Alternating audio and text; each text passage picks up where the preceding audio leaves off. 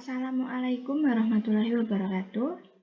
Kali ini saya akan membawakan materi mengenai model infrastruktur jaringan. Sebelumnya perkenalkan, nama saya Kinasi Budi dengan NIM 2005121404 dari kelas SI 2020B. Materi ini merupakan bagian dari mata kuliah Jaringan Komputer 2021 oleh Pak Agus Prihanto ST Mkom. Kali ini kita akan membahas mengenai pengertian jaringan komputer, pembagian jaringan komputer, jangkauan geografis, juga topologi jaringan. Pengertian jaringan komputer. Jaringan komputer adalah sebuah kumpulan komputer dan peralatan lainnya yang terhubung dalam satu kesatuan. Jaringan komputer himpunan interkoneksi sejumlah komputer otonom atau mandiri. Sistem terdistribusi adalah suatu sistem perangkat lunak yang dibuat di atas sebuah jaringan. Perangkat lunaklah yang menentukan tingkat keterpaduan dan transparansi suatu sistem. Perbedaan keduanya terletak pada perangkat lunaknya, khususnya sistem operasi, bukan pada perangkat kerasnya. Pengguna sistem terdistribusi tidak menyadari terdapatnya banyak proses dalam sistemnya. Pembagian jaringan komputer ada 4. Yang pertama, pembagian jaringan berdasarkan cakupan atau jangkauan geografis. Yang kedua, pembagian jaringan berdasarkan cara membangunnya. Yang ketiga, pembagian jaringan berdasarkan aksesnya. Yang keempat adalah pembagian jaringan penggunaan kabel. Jaringan komputer terpusat versus jaringan terdistribusi. Untuk jaringan komputer terpusat, gambarnya seperti bagian sebelah kiri, yaitu sebuah server yang terkoneksi dengan beberapa user-user di sekitarnya. Satu server terhubung dengan beberapa user, sementara user terhubung dengan satu server saja.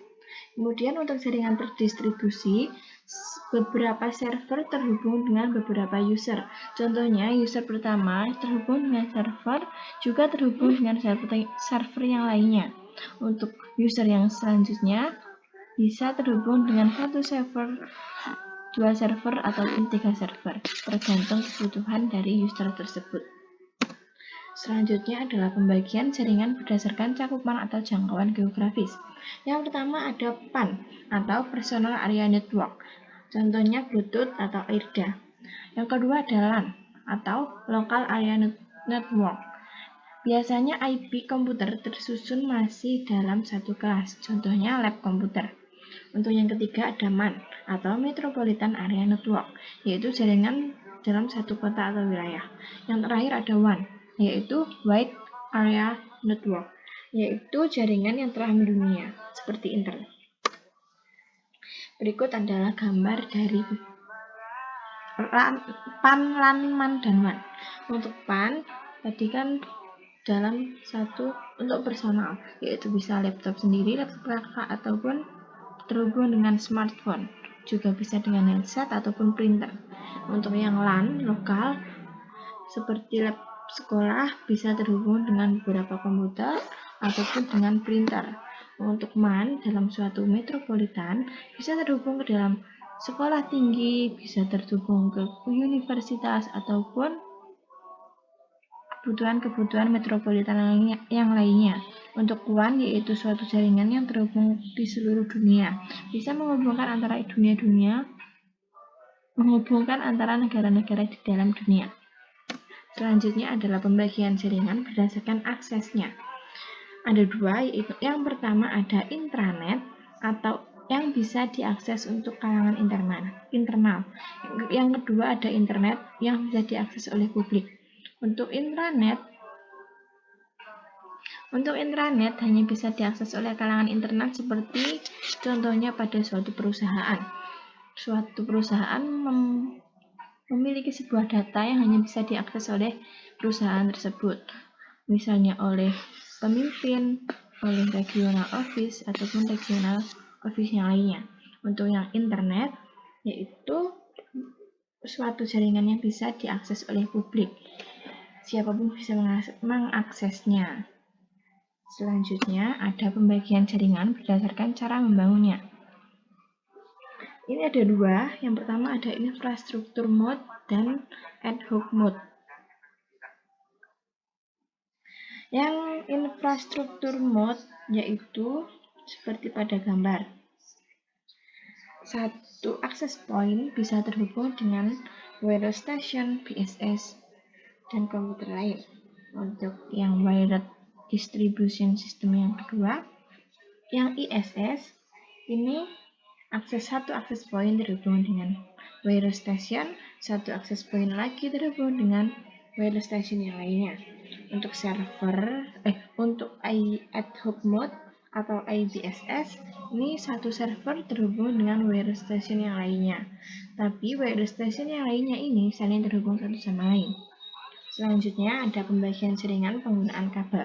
Yang pertama adalah jaringan berkabel atau wired network. Yang kedua ada jaringan nirkabel atau wireless network. Seperti pada gambar, jaringan berkabel adalah suatu jaringan yang dalam penghubungannya memerlukan kabel-kabel.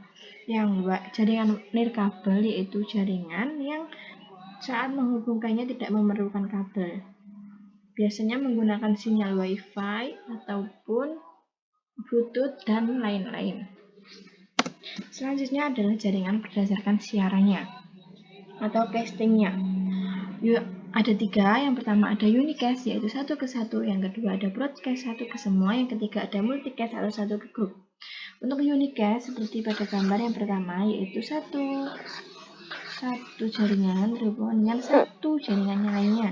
Untuk broadcast ini satu jaringan terhubung dengan 4 jaringan lainnya. Untuk multicast ini bisa terhubung dengan grup pertama ataupun grup kedua ataupun grup ketiga, beberapa terserah.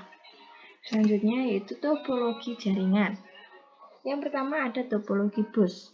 Topologi bus memiliki kelebihan seperti berikut. 1. Biaya instalasi yang bisa dibilang sangat murah karena hanya menggunakan sedikit kabel.